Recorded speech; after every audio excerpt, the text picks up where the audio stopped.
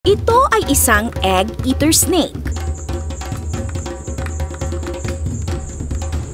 Sa unang tingin ay masasabi nating mukhang hindi yata kakasya ang malaking itlog na ito sa kanyang bibig. Dahil tingnan nyo naman kung gaano kaliit ang kanyang ulo kumpara sa laki ng itlog. Sa simula ay tila nahihirapan siyang ipasok ang itlog sa kanyang bibig. Ngunit maya't maya ay may ibubuka pa pala ang kanyang panga. At slowly but surely, unti-unti niyang nalulunok ang malaking itlog. Matapos ang halos isang oras ay finally mukhang 80% ng itlog ay nasa loob na ng kanyang bibig. At tuluyan na nga niya itong naipasok sa kanyang bibig.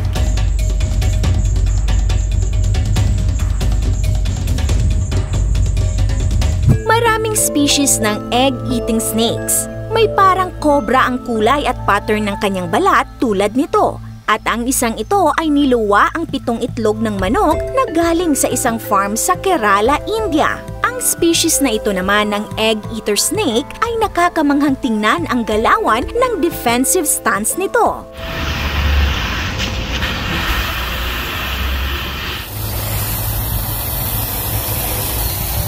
Ang isang ito naman ay akala niya na itlog ang tennis ball, kaya nilunok niya ito.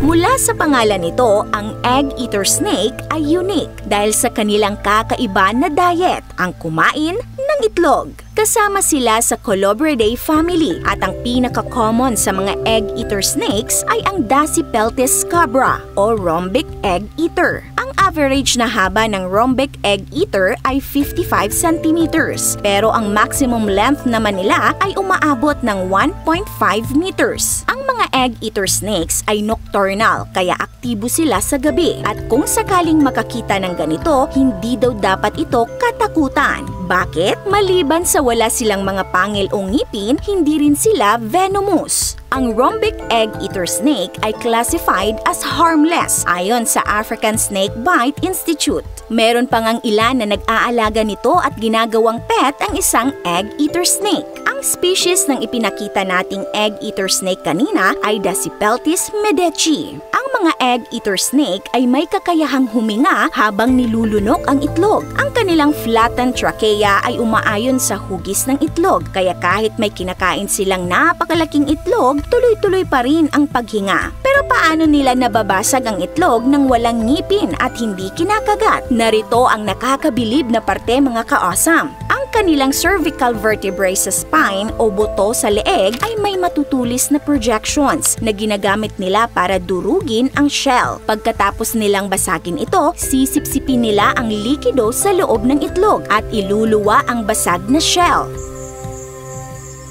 Ayon sa Living Zoology, nung kinuna nila ng video ang egg-eater na ito ay umaabot daw ng halos 2 oras mula sa paglunok niya hanggang sa nailuwa nito ang eggshells. Nakakamangha, hindi ba? Pero hindi lang yan. Alam nyo bang hindi lang basta itlog ang kaya nilang lunukin? Ayon kay B.C. Jane ng Journal of Zoology noong 2023, ang isang Gans egg-eater snake na may 1 sentimetrong lapad na ulo ay kayang lumunok ng bagay na 5 sentimetro ang laki. Mas malaki pa ito sa kaya ng ilang phyton at rattlesnake na kasing laki nito. Ang mga egg-eater snakes ay patunay ng kasabihang small but terrible. Sa kanilang kakaibang paraan ng pagkain ng itlog, natutunan nating hindi kailangang maging malaki o makamandag upang maging kamangha-mangha. Kung nagustuhan niyo po ang video natin ngayon, mag-comment ng big yes. This is your Ate O from our Republic. Hanggang sa muli and stay awesome!